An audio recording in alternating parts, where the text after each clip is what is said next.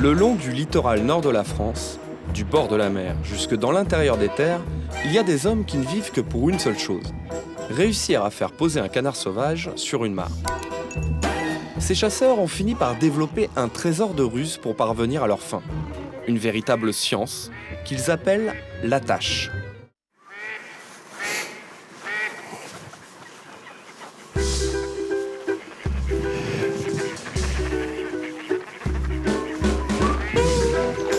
En bon picard, Jean-Louis Soufflet a toujours chassé les canards migrateurs. Responsable de plusieurs associations de chasseurs de gibier d'eau, il connaît chaque homme, chaque lieu qui font et feront l'histoire de cette chasse passionnelle. Elles se posent où en pleine eau, les eaux là-bas? En pleine eau. Sur appel du parc, là. Du parc des deux côtés, t'en avais mis aussi là-bas? La hutte, pour moi, c'est d'abord la cabane de ma jeunesse. C'est l'endroit où on va se cacher, où on vit en marge de la société. C'est l'endroit où on abandonne un petit peu tous les principes. C'est la télévision qui ne passe pas, c'est parfois le téléphone. On est face à l'immensité de l'univers, on est tout petit là dans sa hutte, et puis on essaye de réfléchir.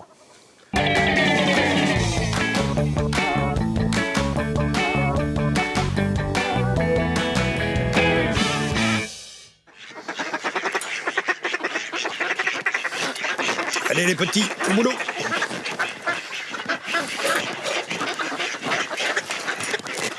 Bon Bruno, on va mettre que des mâles, hein, comme on est en fin de saison.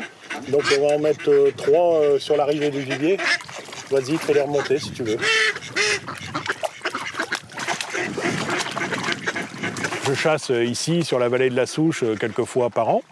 Et puis, je chasse aussi ailleurs. Mais ici, j'aime bien, d'abord parce qu'on est en Picardie, quelque part, ce sont mes racines. Et puis, d'autre part, la vallée de la Souche a cette particularité d'être complètement excentrée par rapport au littoral. Donc, c'est un endroit, on va dire, à la fois convivial, particulier, et où on réussit quand même de jolis coups. Allez, en voilà toujours un. Ils sont beaux ces mâles, hein? Et 2-3. La hutte est un endroit où on tend un genre d'embuscade pour les canards, à savoir que nous utilisons des applants qui ne sont que des judas, c'est-à-dire des canards qui ont tout l'aspect du sauvage, mais en fait ils sont élevés dans nos basses-cours, même ici à la hutte par exemple, et donc on les tend de telle façon que les sauvages soient leurrés. Et puis d'autre part, on utilise aussi les blettes, qui sont ni plus ni moins que des canards en plastique, hein, qui imitent fort bien les vrais sauvages.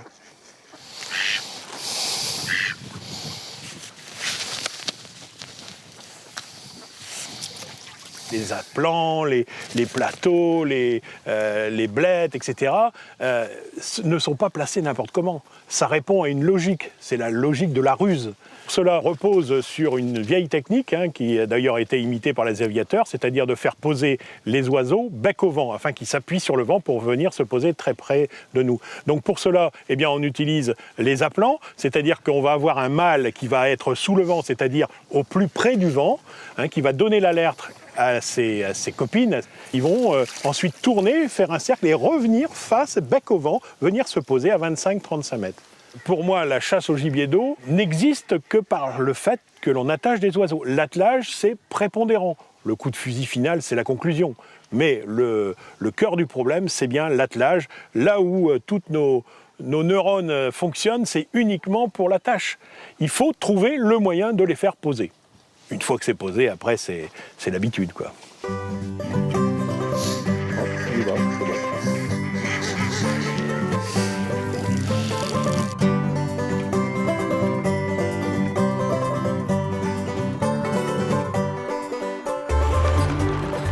La chasse au gibier d'eau, c'est avant tout un problème d'échange avec les oiseaux, mais surtout d'échange avec les hommes.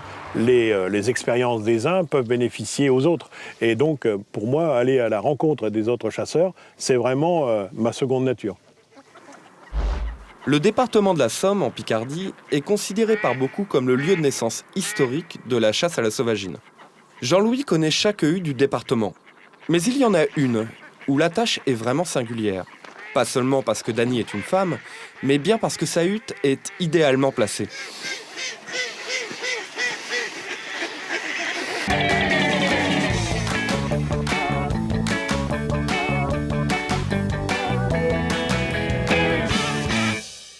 nous avons l'Ancre qui passe et la Somme. Donc on est quand même privilégié parce qu'il y a quand même 2 affluents qui passent autour de nous. Et donc c'est une voie de migration pour les canards, les oies aussi. Hein. Bon ben là, col vert, pilé, n'importe quoi, de toute façon ça arrive de la même façon par là. Hein. Ouais. Là. Ils ne doivent pas tourner beaucoup en plus. La trouée, Ouais, la trouée, ouais. Hein. Ils ne doivent pas tourner beaucoup, ils arrivent beaucoup en direct. Hein. Oui. Ouais, ça m'étonne pas. La particularité quand même, c'est d'être avec Dany, qui est quand même une femme qui chasse depuis maintenant des lustres, au moins 30 ans. Hein. 77. J'ai commencé à chasser à la hutte Là-bas, à Méricourt. Méricourt, Ouais, Méricourt, ouais. en 72. Ah, ça ne nous rajeunit pas tout ça. Bah non, malheureusement, que veux-tu, Oh là là c'est la vie. là là. Moi, depuis le temps que je la connais, elle hutte. Donc autant avoir l'œil d'un expert en matière de pilés cette fois-ci. Les pilés sont des canards qui viennent du Djoudj. Hein, il y a 250 000 pilés qui remontent en fait à cette époque de l'année, c'est-à-dire quasiment à la fin de l'hiver, et qui passent chez nous effectivement en janvier, février. Hein. Alors maintenant, on va attacher les pilés. Okay. On va mettre combien de couples au boulot? Bon, je pense que 3 couples, soit déjà pas mal. Si, Voilà, bon, ça y est, c'est bon. On a plein. C'est bon, hein? Je te l'envoie par la droite ou je te laisse faire? Ouais. Je suis par ici. On y va? Ouais, vas-y. Allez. Allez, pépère. Va gagner ta croûte. Bien, bien. Ça, c'est la canne. Hop là. Ça y est, c'est bon. Alors là, non, il ne s'agit pas de les faire jalouser. Voilà, va. Là, au contraire, il faut de la quiétude. C'est-à-dire qu'il faut rapprocher le plus possible la nature. Il ne faut pas qu'il y ait de grands éclats de voix. Il ne s'agit pas de les attirer simplement par le son cette fois-ci. Il s'agit de les mettre en confiance et donc forcément, on ne met que des couples. Les couples, lorsqu'ils sont mis à l'eau, ne sont pas du tout bruyants. Donc, voilà. C'est mieux. Attends. Vas-y, je te laisse faire. Ouais. Allez, on y va.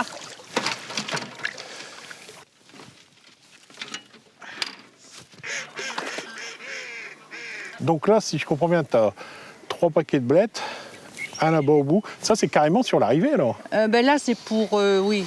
Ben, là-bas, ce sont des blettes de doigts. Doigts, parce d'accord. que... C'est là-bas que ça a plutôt tendance à se passer. Tout à fait, tout à fait. D'accord. Et en principe, là, pour les blettes de canard, on va dire, tu en as là, tu en as là, on en a 3. Ouais, sauf que là, en On ce a 3 moment... cordes, mais là, on les a enlevées, tu vois, elles sont là-bas parce que... Tout simplement parce que c'est le mois de janvier et février qui arrive et que le gibier a horreur, mais vraiment horreur, de rencontrer énormément de leurs congénères, si on peut dire, sur la mare, en fait. Hein. Mais bon, c'est comme ça de partout. Hein. On enlève les blettes. Parce qu'en temps ordinaire, tu as 3 congés de blettes. Hein. Ce sont des blettes d'éder. D'accord, ok. Parce que comme ça, le gibier, je pense que de là-bas en haut, il les voit beaucoup plus... C'est beaucoup plus gros, hein. Il manque encore un rouage important au système d'attelage. Dany a un secret qui fait la différence avec les autres chasseurs du coin. Une bande de canards colverts en liberté, qu'elle nourrit pour les maintenir en fond de mare. D'après moi, c'est efficace, tout simplement parce que c'est naturel. Les canards, ils bagnodent, ils vont d'un côté, ils vont de l'autre. Et lorsqu'on est sur une réserve, c'est ce qui se passe. Donc là, on a vraiment ce côté naturel qui est hyper important. Et puis, le petit trou, tranquille, à l'abri du vent, hein, je crois que c'est énorme, quoi. Hein. En fait, ce sont des aplats sans en être, hein, ils sont libres. Même si on tire, le colvert, il est là, il ne bouge pas, hein, il ne bouge pas. Et ça attire quand même le gibier sauvage. Hein. Donc, a priori, si ça se pose, ça va se poser où, d'après toi? Devant, là. Là ou là, quoi. Voilà. De chaque côté des... D'accord. L'attelage est terminé. Pour résumer, Dany met peu de blettes devant la hutte et laisse des blettes d'oie à droite de la mare. Elle attache 3 couples très calmes de pilets devant ses visées et maintient en les nourrissant une bande de colverts sur le côté gauche de la mare. Enfin, un parc fixe à droite de la hutte assure une présence permanente de sauvagines. Bon, Dany, espérons que les pilets vont venir, surtout. Hein. Ben, j'espère, hein. Puis merci à vous. À bientôt. Au revoir. La Picardie, d'une façon générale, c'est vraiment le C'est vraiment le centre de la chasse au gibier d'eau, historiquement parlant, mais après, il y a effectivement d'autres régions, et l'une d'elles, et une des plus connues, c'est effectivement la Normandie, et plus particulièrement la baie d'Évé. Il faut savoir que là-bas, on a une veine particulière de migrateurs qui nous arrivent directement d'Angleterre.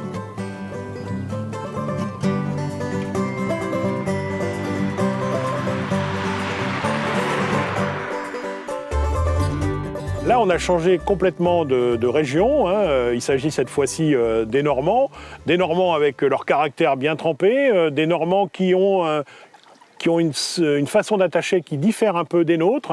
Ce sont des gens qui sont très observateurs, qui sont aussi très durs à la tâche. Et donc, on verra, c'est peut-être parfois un peu plus rustique que chez nous en Picardie. Alors, explique-moi, on est un peu où, là Alors, on est à 500 mètres de la réserve de Beauguillot, à Sainte-Marie-du-Mont. D'accord. Donc la réserve se situe au nord-est de notre position. Nord-est, d'accord. Ouais, il y a environ 9000 oiseaux.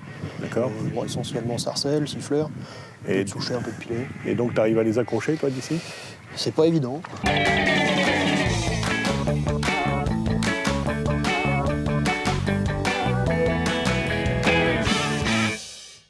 L'idéal, c'est de temps en temps, bon, moi j'ai l'avantage de ne pas habiter très loin, donc c'est toujours sympathique quoi qu'il en soit, mais d'aller voir à la réserve un peu comment ça se passe, bon, et puis d'essayer de reproduire un petit peu les schémas qu'on voit à la réserve, essayer de faire une attache la plus naturelle possible pour espérer de tromper la vigilance des canards. Ce qui va être marrant à voir, c'est la façon dont ils vont atteler, parce que bon, c'est pas évident, hein, toujours avoir du gibier qui se pointe à peu près du même endroit, c'est pas évident d'avoir affaire à un gibier qui est quand même un peu émoussé par les huttes, et puis d'autre part qui a une réserve, je serais tenté de dire, à disposition. Je vois pas pourquoi, à la limite, ils s'embêtent à sortir de la réserve alors qu'ils ont la bouffe à manger, et ils ont le dortoir, donc ça doit être assez curieux, quoi. Je suis très impatient de voir ça.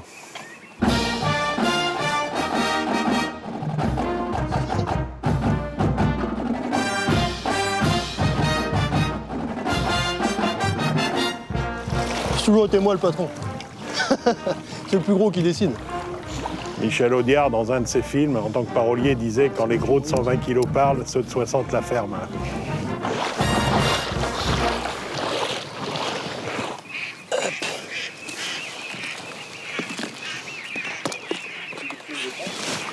Ouais, attends, on le mettra après.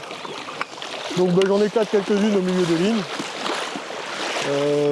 Après, sans me soucier du vent, sans me soucier de l'arrivée du gibier, quoi, juste pour rendre la mare un peu plus naturelle, un peu plus attrayante, quoi. L'idée, c'est un peu d'essayer de rendre ça comme la réserve. On essaie de faire un truc à peu près naturel, quoi.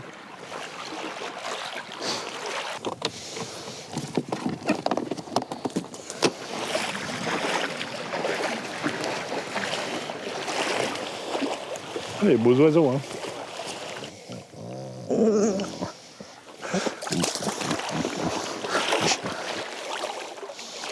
Ici, on est obligé de coller à la réalité au mieux, et donc on n'utilise que de la sauvagine, c'est-à-dire pas du tout de colvert. Ça s'explique, hein, dans la réserve, il n'y a pas du tout de colvert, donc il n'y a pas de raison d'en mettre ici, c'est tout simple. Mais par contre, on voit qu'ils vont accentuer sur la sarcelle, le siffleur, sachant que la sarcelle représente à elle seule 50% des effectifs de la réserve de Beauguillot qui se situe à moins de 500 mètres d'ici. La chasse au sauvage, bon, c'est aussi beaucoup pour se faire plaisir, c'est agréable, quoi. Moi, personnellement, je ne pourrais pas chasser qu'avec des colverts. Enfin, je ne l'ai jamais fait et ça me tente pas. Chacun, il y en a qui préfèrent chasser colvert, après c'est question de goût. Hein. Dernière ligne, ouais. Alors là, je vais mettre un mâle de siffleur au bout, ensuite une sarcelle, un autre mâle de siffleur, une bourre-pilet, une canne de sarcelle et un mâle de sarcelle. Les mâles de siffleurs, c'est quand même ça qu'entretient un champ de sauvage, quoi. Et ils chantent mieux quand ils sont un peu séparés, donc j'essaye même d'espacer au maximum les plateaux et de mettre les mâles de siffleurs en pointe pour les isoler. Donc je mets une canne de sarcelle devant le mâle de siffleur du bout, je mets les mâles de sarcelle en pied de hutte. Et c'est des chants un peu plus doux. Voilà, j'essaie de mettre les mâles pas trop près des cannes de sarcelle, pour les faire chanter un peu plus, quoi.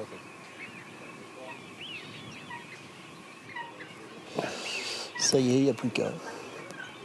Bah en fait, tu essaies plutôt de les faire poser, je veux dire, dans les lignes, quoi. Ouais, voilà. Ouais. C'est pour ça que je mets Et ils les posent- formes assez près. Ah, c'est prêt, ouais, d'accord. Ouais. C'est des canards qui, généralement, connaissent un peu la chanson. Bon, il y a une bonne majorité de canards de réserve qui, de toute façon, craignent pas grand-chose, quoi. Ils viennent là tous les ans, ils arrivent en octobre, ils repartent en janvier-février. Ils sortent de la réserve à 19h30, 20h le soir, ils passent à 150-200 mètres de haut. Et ce qu'il faut essayer de viser, c'est des canards qui gagnent un peu la réserve sans vraiment forcément connaître le secteur et qui vont chercher à se nourrir un peu n'importe où. Édouard espère tromper la vigilance de ces canards de réserve qui arrivent toujours face à la hutte.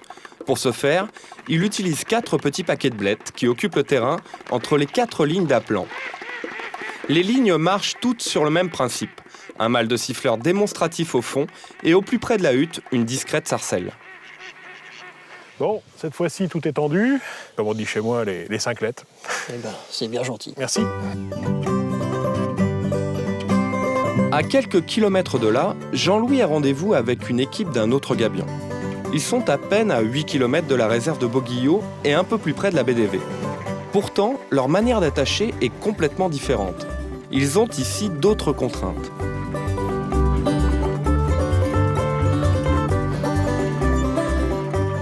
Là, on est sur un marais, mais est-ce qu'il y a de la concurrence ici? Ah oui, tout à fait, la concurrence. Il y a 4 gabions.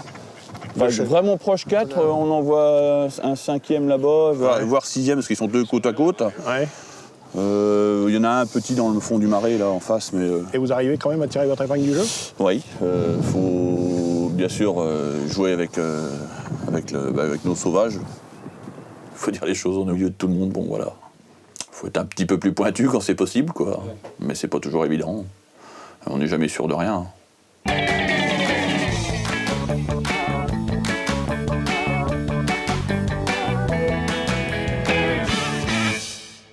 Bon alors, là, vous allez quand même mettre plus de pilets que de sarcelles ou de siffleurs, non?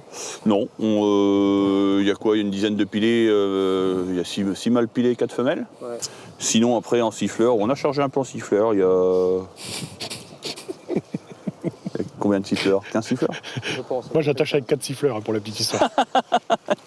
On a 9 mâles siffleurs. Bon, c'est des bons, les nôtres, hein, forcément. Bah ouais, nous, tu vas voir, ils disent rien. Est-ce que vous avez déjà essayé avec moins d'oiseaux? Est-ce que ça marche aussi bien? Bien C'est sûr, ça, la... bien sûr. D'accord. C'est un plaisir. Un petit concert de siffleurs. Si je comprends bien, le dimanche, vous sortez maman et dans la semaine, vous sortez les siffleurs. On va dire ça. On met 6 mâles pilés. Qu'est-ce qu'on met dans le milieu? Une femelle? Une femelle quelconque. Elle chante long, celle-là? Ah bah à la limite, on va mettre celle-là. La Normandie, c'est vraiment spécial sous plusieurs aspects. Le premier, c'est l'environnement. Je veux dire que c'est surprenant ici, hein. On a des très grandes mares. Que chez nous, on a quand même des mares beaucoup plus petites. Le milieu est complètement humide. Je veux dire, pourquoi ça va se poser ici plutôt qu'ailleurs? Ensuite, visiblement, ils utilisent beaucoup plus d'aplants que chez nous. Et puis, en termes de blettes, là, je veux dire, on montre ça dans le nord de la France, ils les trouvent ridicules, quoi. L'attache, sur le principe, reste sûrement la même, mais les moyens sont totalement différents. Et l'attelage est vraiment différent. On va sûrement le voir, d'ailleurs. Là, on met que des pilés, là.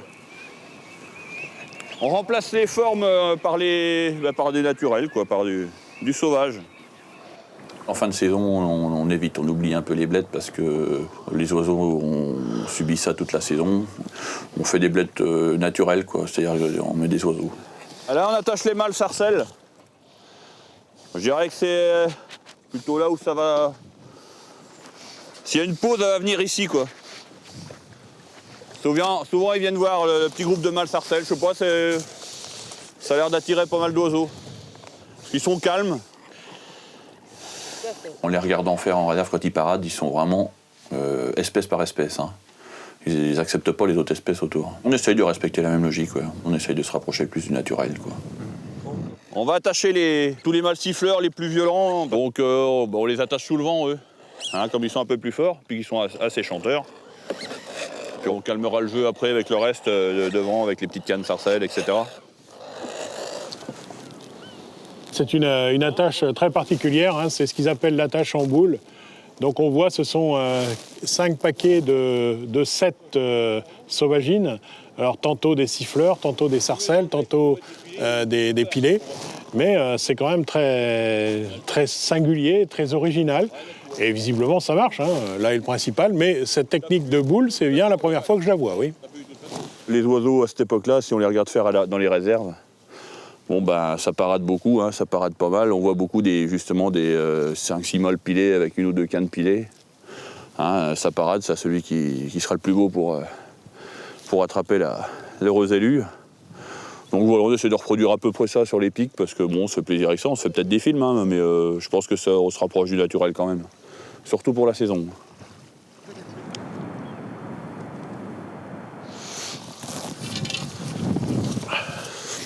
On commence par mettre l'eau. La flotte, hein.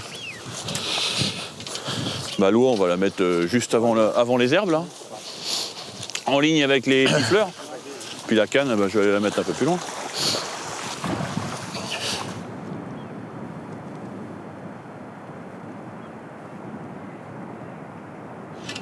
Bon, ben, alors donc là, c'est marrant que tu vas mettre comme ça en fond de mare. Bah, c'est-à-dire que ici, tu vois un peu le niveau d'eau, il n'est pas très élevé. Donc les oiseaux auraient tendance à venir plus facilement, peut-être manger ici. Au casse-croûte, ouais. Hein, donc je veux pas qu'ils s'y posent, donc on met les cannes, nous. Et c'est la seule, en fait, de canne. Ouais, je mets la seule canne en mare. Là, cette fois-ci, c'est pas un appelant, c'est presque un repoussoir. Ouais, c'est plus un repoussoir, ouais, à cette époque-là. Ouais. Bon, ben voilà, c'est fait, hein. Les Normands, souvenez-vous de l'histoire, il y a des corsaires, il y a des pirates, et ces gens-là ont toujours été des malins. Si bien que les Normands d'aujourd'hui, les sauvaginiers normands, eh bien, restent des malins. Ces gens-là, au milieu de 4 ou 5 huttes, arrivent à tirer leur épingle du jeu. Cette façon d'attacher pourrait s'appeler l'attache pirate. Oui, on essaye d'aller chipper un petit peu le gibier, si on peut dire. Mais bon, oui, c'est de bonne guerre, on essaye de s'approprier le maximum d'oiseaux, c'est normal. Hein. Bon, bah, là, on va mettre une canne, une chanteuse sur le voisin, sur le gabion au voisin, quoi, pour essayer de prendre ce qui peut passer par là. Donc là, c'est clairement une tentative de détournement Du piratage, on appellera ça. Et il fait la même chose? Oui, bien sûr. Pour réussir son attelage, malgré la concurrence, Jean-Luc mise sur une attache en boule naturelle. Seule concession à la sauvagine, 2 petits paquets de bled de sarcelle. Pour le reste, 5 boules d'appelant, les siffleurs les plus turbulents à l'arrivée du gibier, et les pilets et les sarcelles près de la zone de pose idéale. Une oie au casou au fond, et derrière, une chanteuse servant de repoussoir. Sans oublier bien sûr nos 2 cannes pirates débordant un peu sur les voisins. Bon, bah écoutez, en tout cas, merci de nous avoir accueillis. Et puis, en espérant que vous allez voir quelques canards quand même. Puis vous allez en laisser un peu à vos voisins quand même, non? Oui, bien sûr. On est pour le partage.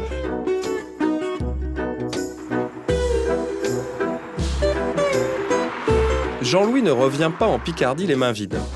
Mais ces nouvelles techniques qu'il a apprises peuvent-elles s'appliquer ici? Chaque sauvaginier croit détenir la vérité. Je crois que c'est en fait ça le secret du sauvaginier. Il croit avoir la vérité. Mais néanmoins, lorsqu'il a la vérité, il va quand même s'enquérir de ce que fait le voisin. Donc on peut dire qu'aujourd'hui, c'est vrai, il y a autant d'attaches que de sauvaginiers.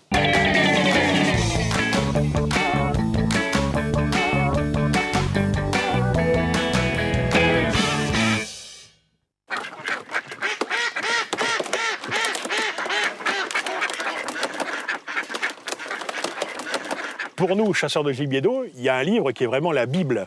Il s'agit du livre de Fernand Masse qui s'appelle « Les canards et leurs congénères ». Dès 1906, il nous parlait de la méthode d'attache, la méthode de comment mettre les mâles, les femelles, etc. À l'époque, Fernand Masse utilisait déjà les colverts que nous utilisons toujours. Hein. Il s'agit des mâles, des femelles. Et puis, la technique a évolué effectivement, simplement avec l'utilisation de la sauvagine, c'est-à-dire des canards comme surtout les sarcelles et les siffleurs. La chasse des canards, c'est important. Mais il y a encore mieux que la chasse des canards, c'est la chasse de l'oie. Je veux dire, l'oie, par définition, c'est l'oiseau mythique. C'est celui dont on rêve. C'est la cerise sur le gâteau, en quelque sorte. Le Hable d'Olt est un site remarquable, exceptionnel.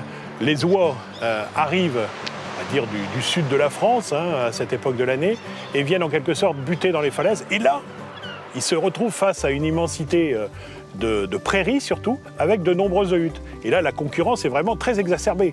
Il faut savoir que les gens, là-bas, à cette époque de l'année, chassent l'oie. Il n'est plus question de canards, etc. C'est de l'oie avant tout. C'est la grosse concurrence. Salut! Ah, salut Jean-Louis. Ah, vas-y. Ah, bah tu vois, on était en train d'enlever les blettes de... Pas de canard. On va miser là-dessus, on va miser sur les oies ce soir. Vas-y. Salut, forme. Ouais, toi. Ah bon. Salut, t'as un navire? Bonjour. Non, je connais pas Joël, enchanté. Ouais, bah ça, il peut pas me louper, il n'y a pas de raison. Possible. Alors, la mer, ici, elle est au quoi? Elle est à l'ouest. On aperçoit la digue. Effectivement, c'est l'ouest. Effectivement, c'est l'ouest. On aperçoit la digue. Alors, on va mettre 1 à 2 oies là-bas en pâture. Ma petite femelle qui chante bien, là, tu sais. On va la mettre ici sur le va-et-vient. Là-bas, on va en mettre une là aussi. On refera un paquet de blettes ici, et avec une oie qu'on posera là.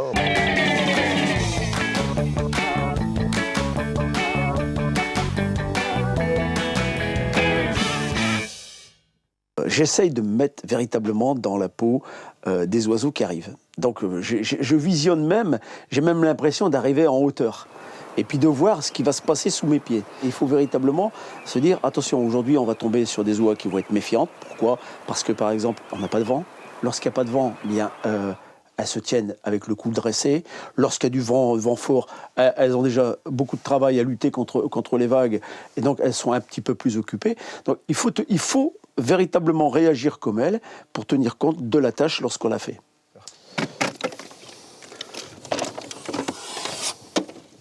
Tiens, l'autre.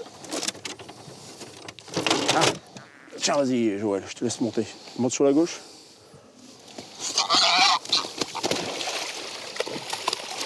Alors. Très bien. Joël, on va faire une chose, on va remettre une deuxième femelle. Si tu as une corde... Là, toi, ils ont encore fait un nœud là. Ouais. Ou là, on peut l'accrocher là-dedans. Hein?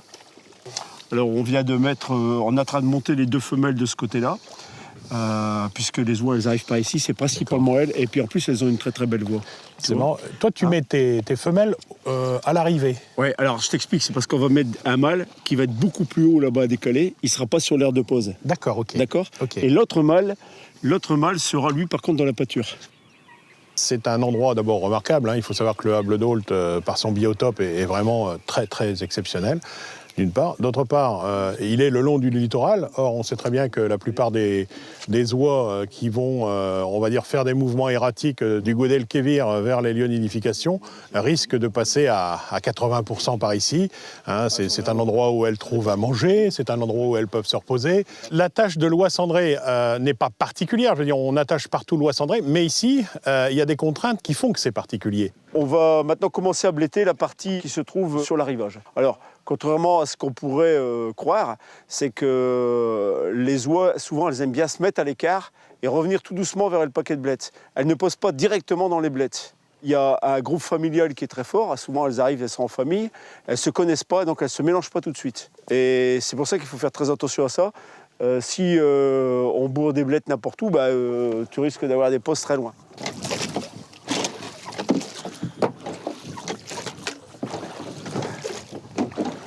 Voilà.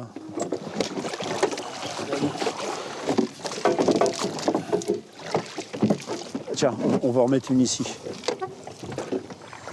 Alors là, on vient de placer toutes nos blettes. Aujourd'hui, on a un vent qui nous est favorable dans le sens que il poussera le vent, les oiseaux sur la partie droite de l'étang, une partie qui est justement dans laquelle il n'y a pas beaucoup de concurrence, puisque ce que j'aurais eu peur, c'est que le vent nous vienne de l'autre direction, puisqu'on a une petite mare qui est juste à côté, qui pourrait nous récupérer les oies qui arrivent, puisque cette petite mare est complètement perpendiculaire à la nôtre, elle est assez proche. Ça fait partie des règles du jeu, la chasse à la hune. but, c'est aussi une petite concurrence amicale avec nos voisins.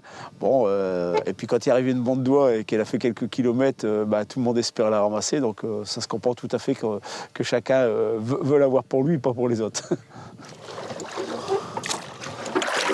Maintenant, on va les mettre le mal. Bon, on va placer dans la pâture là-bas en face. On en mettra une assez loin là-bas tout au bout de l'étang. Ce sont les premières oies qui vont, on espère, faire décrocher la bande d'oies qui arrivera au-dessus de l'étang.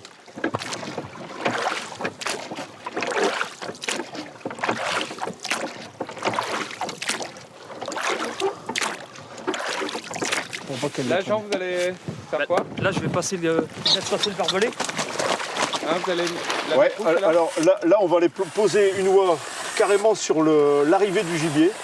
C'est-à-dire, c'est un mâle qui chante assez souvent et qui va être positionné là-bas sur une butte où il va avoir une très belle vue.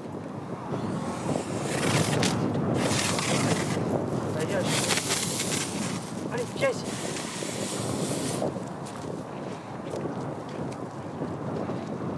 Bon, on laisse cette partie-là. Ouais, pour la pause. Ouais. Pour la pause. Et puis, il y a toute cette partie-là. Il y a toute cette partie-là. Bien sûr. Mais là, aujourd'hui, bon, avec le vent qui est là... Ouais. Et puis, on va mettre également des oies là pour pouvoir les faire revenir au cas où elles se poseraient là-bas un peu. Ce sont des oies qui sont assez calmes, qui ne sont pas très bavardes, mais qui ont tendance à rappeler lorsque le gibier se pose. Donc on espère ainsi, si on a quelques pauses au large, de les faire rapprocher. L'attelage de Jean se compose comme ceci. 4 femelles d'oies en cage sur le bord droit de la mare, 4 paquets de blettes d'oies imitant des familles idéales, et des blettes en vrac tout à droite, interdisant la pose. Pour les appelants, 2 femelles attelées devant la mare et 2 jarres, un sur le côté droit au fond, et un carrément dans les pâtures, en face, servant d'avertisseur pour les autres.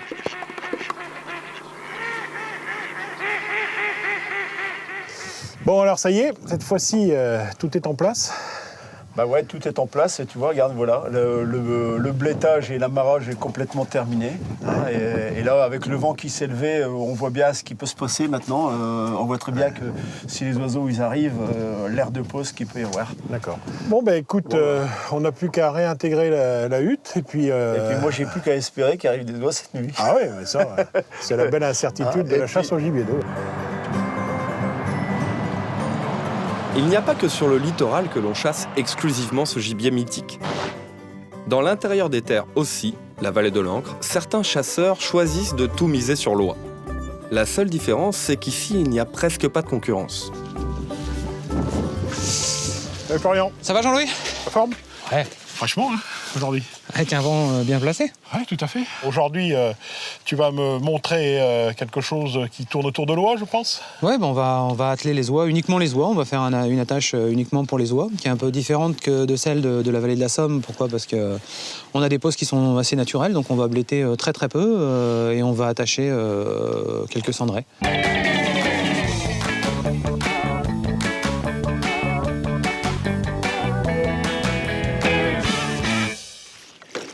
Tu peux me lever un peu la corde de va-et-vient, Jean-Louis, s'il te plaît? Oui. Celle de droite? Ouais. Celle de droite? Ouais.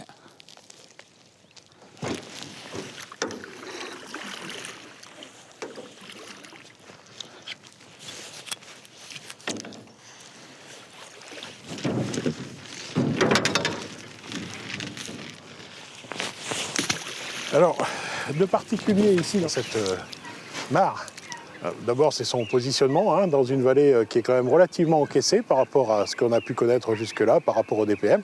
Et puis, bien sûr, première chose, on est surtout sur l'intérieur des terres. On est en gros à 90 km de la mer. On a pu voir que les oies remontaient en suivant le cordon littoral. Là, cette fois-ci, ils passent suivant des lignes bien définies. Et ici, c'est une ligne, effectivement. On est à l'intersection quasiment de la vallée de la Somme et de l'Ancre. Et donc, c'est un endroit assez stratégique pour les oies, hein. Ce qui est assez étonnant dans cet endroit, c'est qu'effectivement, on utilise quand même relativement moins de bled, moins d'aplants. Et tout simplement parce qu'il s'agit de poses naturelles ici, hein. On n'est pas obligé d'aller chercher le gibier à je ne sais trop quelle distance. Donc, le gibier pose naturellement. Donc, on essaye aussi de faire comme si c'était naturel avec les aplants et les blettes. C'est fini pour les blettes. Ouais, c'est fini pour les blettes. Alors, maintenant on met les femelles. Ouais, on va mettre la meilleure des deux. On va la mettre sur l'arrivée et dans le vent. Et celle qu'on va mettre au bout, elle va chanter quasiment que sur les oies et elle est très très sûre. Et meilleure, ça veut dire qu'elle a un meilleur chant? Elle a un meilleur chant, elle attaque pas trop fort. D'accord. Et elle va être vachement calme une fois que les oies sont posées, elle va chanter tout doucement, il n'y a pas de problème, quoi. Et la deuxième, là, c'est une jeune qui peut éventuellement nous faire rapprocher un petit peu les oies si elles sont un peu loin, quoi. D'accord. Allez.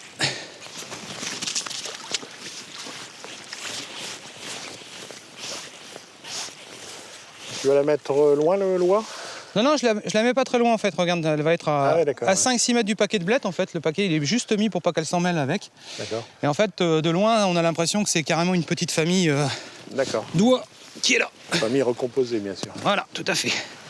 La vraie bêtise, ce serait de concentrer le champ de mes oies sur la zone de pose. Ça ferait remonter les oies qui viennent pour se poser et ça les ferait se poser n'importe où, ou derrière, ou chez le voisin, où on les aurait plus du tout à tirer, quoi. Là, on va jouer la carte de la tranquillité. On a encore une oie qui est dans le parc qui va répondre aux autres quand ça va passer. On est quasiment seul à hutter dans le marais, donc on n'a pas besoin d'avoir énormément d'aplants, d'avoir énormément de champs. Et là, c'est plutôt une mare avec une pose naturelle et une pose pour que les oiseaux se reposent. Bon alors donc, a priori, si ton attelage fonctionne bien, ça devrait se poser où? Si mon attelage fonctionne bien, si les oies veulent bien reprendre le vent... Alors d'abord, elles vont arriver de où? Donc normalement, elles arriveront de la plaine, elles arriveront de la droite. D'accord. Donc elles vont monter en face, elles vont reprendre le vent. D'accord. Et elles vont revenir se poser ici, à l'abri du vent, dans la limite des vagues, dans la limite du noir. D'accord. Et des vagues. La zone de pose, généralement, elle est ici. Alors le problème, c'est que de temps en temps, il arrive qu'elles ratent leur coup, qu'elles remontent derrière, on a eu le cas l'année dernière, et qu'elles aillent se poser dans la petite mare derrière, à l'abri du vent. À l'abri du vent. Donc c'est pour ça qu'on rajoute le jar, déjà pour signaler l'arrivée des oies aux femelles. Et en plus, si les oies sont posées un peu loin, le jar va avoir tendance à les faire rapprocher et les mettre en confiance derrière.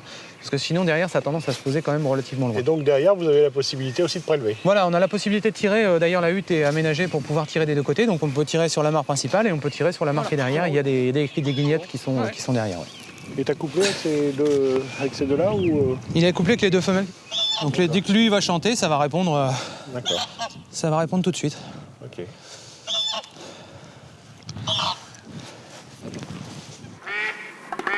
Florian a laissé 2 paquets de blettes de canard pour habiller la mare. Il a placé un petit paquet de forme d'oie à gauche pour imiter une famille. 2 femelles d'oies sont placées devant les visées et une reste dans le parc à gauche de la hutte.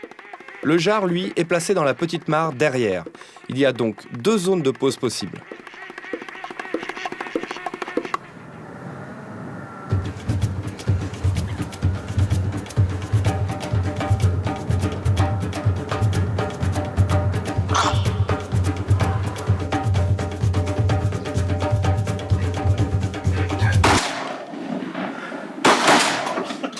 Ouais, beau mal, ouais. Superbe. Superbe. C'est une belle pose, elle est quand même relativement proche. Hein, La tâche est bonne. La tâche est très bonne. La distance est bonne. Aujourd'hui, on a compris que la tâche d'oie peut aussi permettre la pose de canard, tout simplement. Regarde. Magnifique coupe de pilet. Le miroir. Superbe. Chasser les canards et les oies en même temps, au même moment sur le même plan d'eau, serait donc possible. Mais y a-t-il un attelage capable d'attirer les 2 espèces? À Corbie, à quelques kilomètres de la hutte de Florian, on en est persuadé. Dans ce décor étonnant, Jean-Louis a rendez-vous avec l'histoire. Ouais, donc ici, c'est la fameuse hutte Fernand Mas. C'est ici qu'il aurait écrit son bouquin La chasse des canards et de leurs congénères, 1906. Hein. Ouais, c'est ça. Ouais. Pionnier. Et n'empêche que son bouquin, il est toujours utilisé aujourd'hui par la plupart des sauvaginiers qui veulent mettre en route. C'est assez marrant comme truc.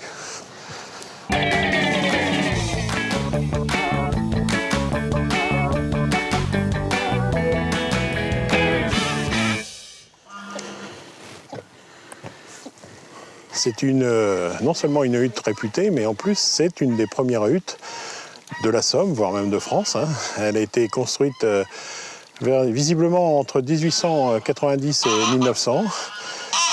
C'est la préhistoire de la hutte en France. Hein. C'est là où on a inventé, parce qu'à l'époque les gens n'avaient pas encore à disposition des fusils. C'est là où on a commencé à penser qu'on pouvait peut-être tirer les canards la nuit. Donc là, je viens d'atteler un mâle de siffleur à plateau, ce qui va lui permettre de pouvoir être à l'eau et être en même temps reposé pendant la nuit. Et ensuite, je vais accrocher ma femelle de sarcelle. Donc je vais atteler que ce soir que 2 sauvages, un mâle de siffleur et une femelle de sarcelle.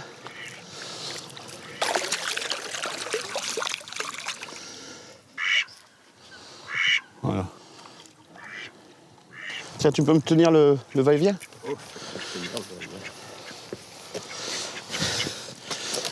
Donc là, je vais atteler mes 2 mâles. Jean-Louis, tu peux m'envoyer le maillard ? Oui. Bon, je pense que tu sais envoyer les couleurs. Tu as fait l'armée ? Oui. Voilà. Tu t'arrêtes au deuxième, pour le deuxième maillard. Voilà, c'est bien attaché. Voilà, on va mettre 2 maillards. Je pense que ça sera largement suffisant pour cette nuit. Les canards colverts en mâle comme ça sont très chanteurs. On a attaché notre attache à canard avec 2 sauvages, un mâle de siffleur et une femelle de sarcelle et 2 maillards. C'est largement suffisant. Ça nous permet d'avoir une présence de canard. Si on veut faire une attache mixte, toujours pour pouvoir faire poser des oies et des canards, la difficulté, ça sera plus pour les canards. Parce qu'une oie qui a envie de se poser, on a affaire à des étangs qui ont quand même pas mal de surface. Une oie va toujours avoir l'endroit pour pouvoir se poser. Par contre, le canard, lui, va falloir le faire poser et le faire rapprocher ou le faire poser très vite, très près. Parce que s'il y a quelque chose qui ne lui plaît pas, par exemple le champ d'oie trop important, il va avoir tendance à partir assez vite. En fin de saison, comme là actuellement, on aura tendance normalement à débléter pour laisser beaucoup de place à la pose, que ce soit pour les canards, mais également aussi pour les oies. Je vais donc attacher mes femelles à l'eau et à plateau. J'ai 15 blettes et je vais atteler 5 oies à plateau. Donc c'est comme si on avait un petit peu une pose d'une vingtaine d'oies. Les oies sont très grégaires, elles vivent facilement en famille. Elles peuvent bouger en migration par paquet, se mélanger, mais dès qu'elles se posent, elles ont tendance à se remettre en famille. Comme on peut le voir ici, on a 6 oies à l'eau, donc on a 5 blettes et une oie vivante à plateau. J'ai laissé un coup tendu. Donc ça fait comme si on avait une famille d'oies avec un mâle et la femelle et éventuellement les jeunes de l'année précédente qui sont toujours avec, qui sont à l'eau et qui, elles, sont en train de se nourrir. Et on en a une avec le cou tendu. Ça ne sert à rien d'en avoir trop le cou tendu parce qu'on va avoir les oies qui éventuellement vont se poser, vont être très méfiantes des oies qui vont avoir le cou tendu, qui sont déjà en éveil. Il va falloir essayer de modifier ces blettes que l'on trouve dans le commerce. On va prendre un décapeur thermique, on va chauffer un peu le plastique et on va plier les coups un petit peu dans tous les sens pour faire croire que cette oie, quand elle va être à l'eau, que c'est une oie qui est en train de boire ou de manger, pour qu'elle ait le bec pratiquement à fleur de l'eau. Donc pour l'instant, j'ai mon jarre là que je vais mettre tout à l'heure à plateau. Et voilà Pépette.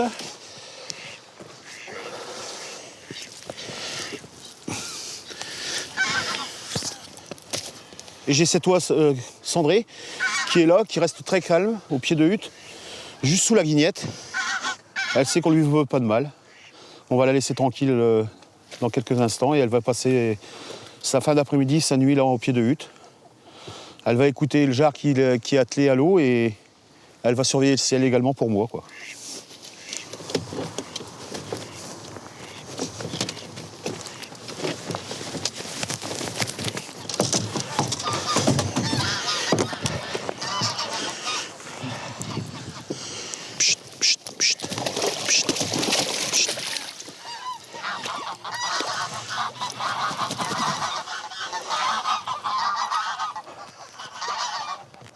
Faut regarder en haut, hein. On a un attelage qui pour moi est fini, dans le sens où on a 3 familles d'oies qui se sont posées, qui se sont séparées, qui sont en train de manger tranquillement. Donc on a l'impression, une oie qui va venir, elle va avoir l'impression que c'est des oies qui sont là depuis un petit moment et qui sont rassurées. On se tourne un film Et on y croit dur comme fer, en espérant que les oies sauvages y croient également, pour qu'elles se rapprochent. Ça marche parfois. Pour son attache mixte, Thierry a imité des familles d'oies mêlant blettes et femelles aux extrémités de la mare. Il lui reste 2 femelles d'oies, une dans un parc et une sur le pied de hutte. Le jar, lui, est isolé pour laisser une grande zone de pause. Les oies ne risquent pas ainsi d'effrayer les canards. Enfin, pour attirer des sauvagines, il a placé un couple de siffleurs et 2 maillards devant la hutte.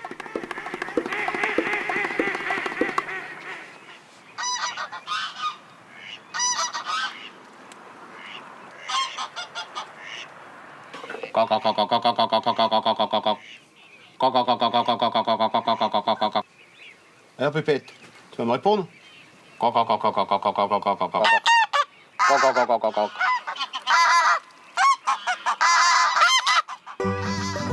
Il existe une région vraiment à part, les Flandres. À la frontière belge, on chasse d'une manière totalement différente. Avec une particularité essentielle, on y chasse une espèce d'oie peu commune dans le reste de la France, l'oie rieuse. Ouais. Allez. Allez les copines. Allez, allez. Allez, louloute. Ah putain. Ouais, c'est reparti de l'autre côté. On va pas aller par là. En ce qui concerne les oies rieuses, bien sûr qu'on les attire pas avec du vinaigre, donc on essaye d'utiliser leur propre judas, leur propre congénère, et donc c'est vrai que de plus en plus, on voit fleurir des élevages, si je puis dire, de rieuses. Mais c'est devenu aussi un gibier à la mode, hein. On commence à en voir même chez nous, hein, de plus en plus. Hein. C'est un gibier très demandé. Hein. C'est un gibier qui est de plus en plus fréquent. Les populations ne sont pas des moindres, et même elles sont très très bonnes. Dans les Flandres, c'est là que les oiseaux, pour la première fois, sont confrontés au problème de l'attelage. C'est la première fois qu'ils sont chassés. Donc c'est vrai qu'ils n'ont pas forcément une défense naturelle comme ils pourraient avoir en Picardie ou ailleurs.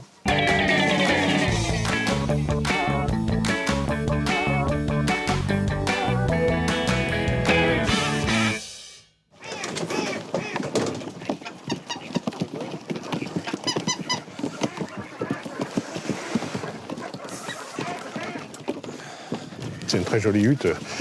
Et l'avantage, c'est son emplacement. Surtout, hein, lorsque je regarde vers le nord, eh bien, nous sommes en Belgique. Ici, c'est la France. 3 mètres derrière, c'est la Belgique. Donc, on est bien placé. Pourquoi? Tout simplement parce que la Belgique n'a pas les mêmes habitudes de chasse que nous. Et il faut savoir qu'en Belgique, par exemple, en ce moment, on ne chasse que, je crois, le colvert. Et c'est tout.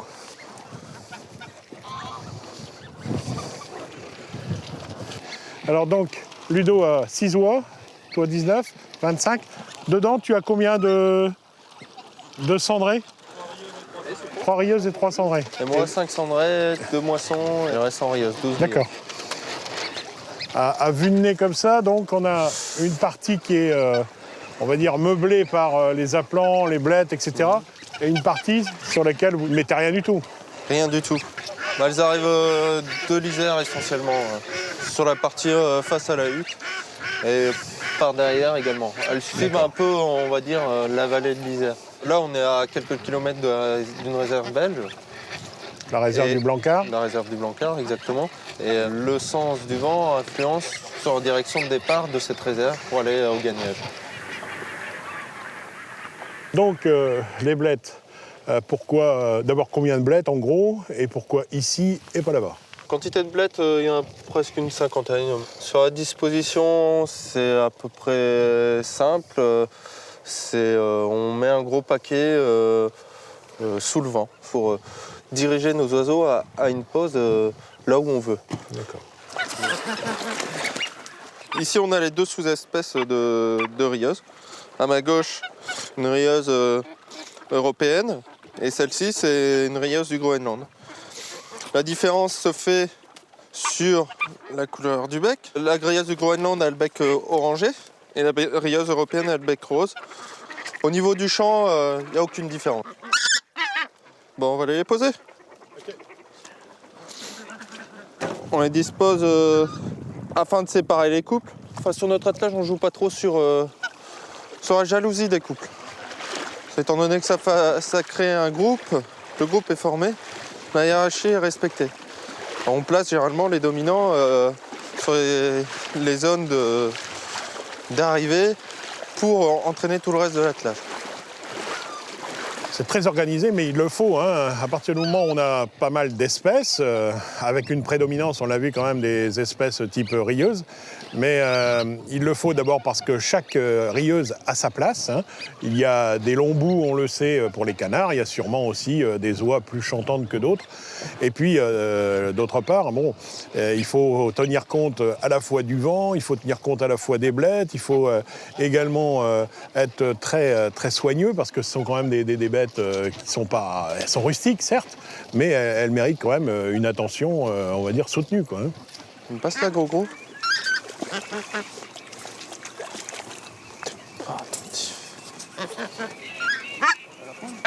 C'est bon. T'en as... Ludo, t'en as qu'une à mettre, là? Là, on a affaire à une attache impressionnante.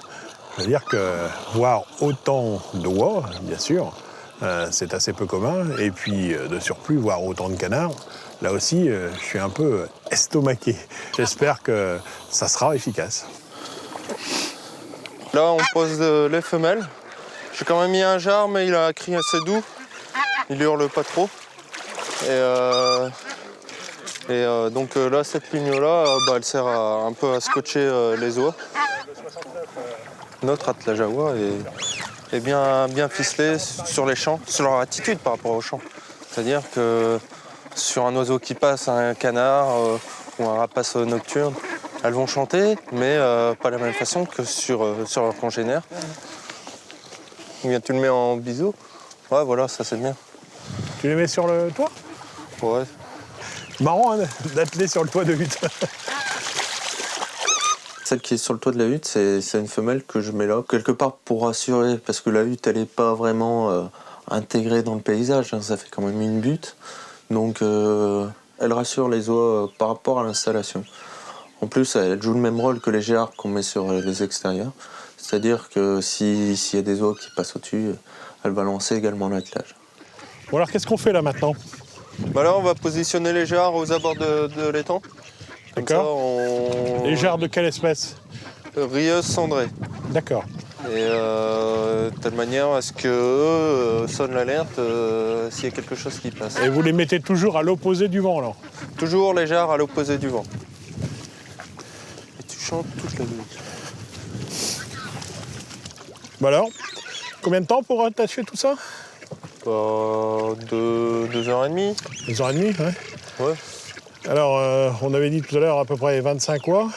Ouais. Et ça va nous permettre d'en prélever combien, ça? Déjà une, ce serait pas mal. Ça serait pas mal, hein, ouais. Antoine place 3 lignes sur la mare. À l'avant, il met ses formes d'oies. Pour ses appelants, il mélange mâles et femelles en respectant leur hiérarchie. Au plus près de la hutte, il attache ses sauvagines. Il place ensuite des jarres en cage sur l'arrivée du gibier. Enfin, la femelle de rieuse attachée sur le toit permet de rendre la hutte moins suspecte. C'est incroyable, le plaisir qu'on a de voir des oies qui tournent autour de vos appelants, qui répondent à un vacarme incroyable, qui vous donne des frissons, les battements de cœur, l'adrénaline qui monte, c'est des choses qu'on ressent, mais à chaque pose d'oie. Là, c'est la passion qui parle.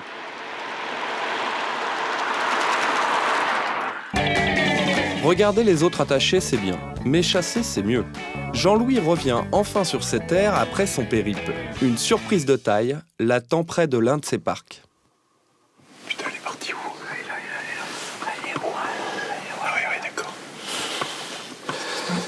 Il y a une ouate posée. Et donc, on va la tuer.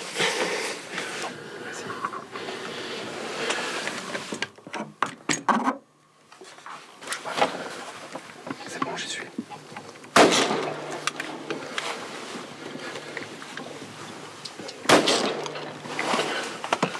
Amen.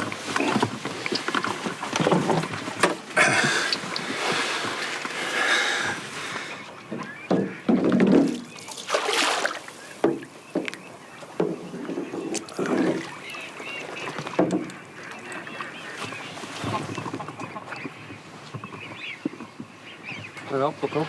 Oui, princier, royal, impérial. Non, franchement, très très content.